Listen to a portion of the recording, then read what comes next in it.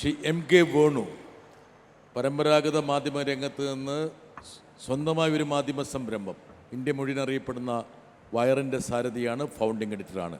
Shri M K Venu. So I'm the last speaker, and you've heard a whole range of views from a whole lot of distinguished journalists, editors sitting here. I will just I'll talk about how a little bit about Wire's experience, because all my life I've spent 40 years in journalism, but the first 32 years were in a traditional newspaper. Only the last 8 years were my experience was the launching of Wire. I and two other journalists, Siddharth Varadarajan and another journalist, Siddharth Bhatia from Bombay, we three got together to launch a digital multimedia news website. So I'll talk a little bit about our experience with the changing media landscape and its interface with democracy. So at the outset, I want to talk about some of the grave threats that media faces today in the context of the changing landscape of technology. Like, I see a lot of journalism students here. I'm sure they will not, their first choice will not be just working for a newspaper. A lot of journalists these days want to work online. They want to work for basically multimedia. They want to work for text, video at the same time, and they want to express themselves. They want to inform the public through multimedia. So I'm going by that basic premise. And if multimedia is what, therefore, unlike other speakers who spoke either for for traditional media or others who spoke for digital alternative media, so-called, I'm talking about a generic category, multimedia, which includes both. Because all traditional newspapers also have online versions, like Malayalam Manorama or Hindu. They all have online versions, and online is probably has more readers and viewers of videos than the traditional newspaper. So I'm talking about multimedia. So one big threat in terms of freedom for multimedia to speak truth, both to power and to each other. These days you have to speak your truth that you put out, information. It is meant for, of course, for those who are in power, and also you speak to each other also. So it's a kind of, you create a community of well-informed people by speaking truth to each other. So that's also part of fraternity in democracy, right? You keep in touch with each other, and new media is all about creating such communities of well-informed people so that they can make a democratic choice. Now where is the threat coming from? So now I'll talk about the threat. These days, the government, especially the central government, because state governments don't have powers to do this, the central government is doing everything to censor online media. Now I'll come to how they're doing it. Some 2 years ago, in the middle of COVID, they amended the IT Information Technology Act. Basically, they amended the IT Act, and the central government gave itself powers, arbitrary powers, to take down any online news content without even informing the publisher. Now, this was the first big assault on media, online media, and as I said, online includes the traditional media which have online presence. All the big newspapers which have online presence. So here there is no difference between traditional media with online presence and standalone online media like us, Wire or Scroll. So the first big assault came when they amended the rules, and bureaucrats sitting in Delhi, they gave themselves powers to judge which news should be taken down without even informing the publisher, or without even going to so much as getting a judicial intervention. So the present law in India is that without a judicial arbitration, you cannot take down, the executive cannot take down news, online news, or videos. They cannot remove at their discretion online media content. But this law was brought, and this law said that this INB secretary sitting in Delhi had given himself emergency powers to take down any online content, news content. So after that, a lot of media organizations went to court. Wire was the first to go to court. That's why I'm telling you our experience. We went to the Delhi High Court saying that under the Constitution, Article 19, we have a right to freedom of expression, and only a court order can deny us our power of free expression. So under Article 19, the court, in some circumstances, can curb our freedom of expression. But the government cannot decide what is kosher and what is not. Government cannot decide what is to be served as information analysis to the public and what should not be. So in this case, the government gave itself the powers. So the Kerala High Court, live law, a legal news and analysis website, went to Kerala High Court. We went to the Delhi High Court.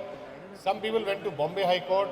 Then a bunch of the traditional media organization, newspapers who have online presence, they went to the Chennai High Court. 4 high courts were approached against this government's naked assault on media freedom. And fortunately, all 4 high courts, they recognize that online media, news media cannot be curbed, or its freedom of expression cannot be curbed by a committee of bureaucrats sitting in Delhi. So there was a stay from all these high courts. So subsequently, the Supreme Court has aggregated all those cases. So Supreme Court is going to hear that. So this is the first instance where there was in my view, there has never been such a big assault on media freedom, at least in my experience. I am told that during emergency there was clearly there was all media, all constitutional rights and guarantees such as free expression was suspended, but that was for a limited period. But this kind of attempt then came once after, I think 1989, under Rajiv Gandhi's government, there was a press bill, a new press bill was sought to be introduced, which also tried to curb media freedom, but there was a big protest by journalists at that time, and I was part of that. I was a reporter then, in 1989, and people like N. Ram of Hindu, Arun Shourie, even Ramnath Goenka of Indian Express, they all marched in Delhi to down India Gate to protest. So that was withdrawn. Now, after that, there may have been some attempts from now and then, but this was the biggest assault by the central government under Modi to curb media freedom. And mind you, in spite of all the High Court stays granted by the High Court, the government has not on its own decided to withdraw those amendments which curb, where they put a curb on online news media. Of course, part of that IT amendment is also to put a curb on social platforms like Facebook, Twitter, Google, etc. Now, that's a separate issue. I'm now confining myself to online news media. So that was, so that issue is still pending. And hopefully Supreme Court will look at it. Supreme Court is also trying to, to postpone the whole, they've bunched up all the cases, but it seems they're not in such a hurry to hear it. So at the moment we have temporary relief there because all the high courts have stayed the online news, the IT amendments curbing online news. Now, that was one big instance. The second instance is what Britta's was talking to you about. The manner in which NewsClick was raided. Now, the enormity of the NewsClick raid has to be understood. You ask any senior journalist, I was not there during emergency because I entered the profession in 1982. In my 40 years, I have not seen 90 journalists within 24 hours raided and their devices being taken away. The number of devices taken away is 250. 90 journalists, 250 devices, which means there were many journalists who had multiple devices. They may have had a phone, they may have had a laptop, they may have had an iPad. So there are journalists from whom 3 devices, 4 devices were taken away. There are journalists whose lifetime research work, who are writing books, all in the laptop, the government has taken it away. So this is the nature of assault on freedom of expression and privacy. In this case, taking away devices is an assault on both privacy and because you are a journalist, it's an assault on freedom of expression also. Because for a journalist, a laptop is all that he or she has. All the contacts are there, all the story ideas are there, everything that your life's work is there in the laptop. So we don't know what is going to happen to this case. That two people have been arrested, but there is no information as to when these devices, 250 devices, 90 journalists, within 48 hours, all India raids. This in my life, I have not seen this happen. So you have to understand the enormity because now I'll come to technology.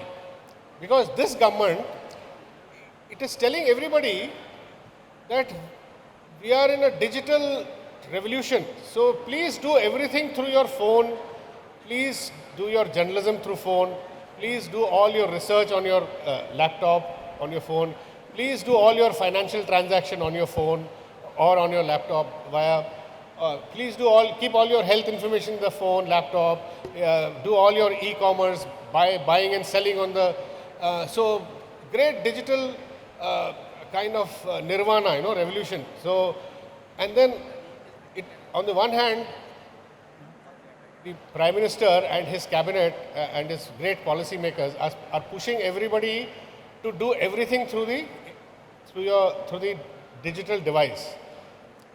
On the other, they are without any legal sanction. They are taking away your devices. And this is not journalists alone. This has been done with academics. This is being done with companies also. In fact, Amazon, which is an e-commerce company, has also gone to Supreme Court because their devices have also been taken away. BBC, for the first time, BBC's devices BBC was raided last year, and their devices have been, many of the devices were taken away. So what I'm saying is,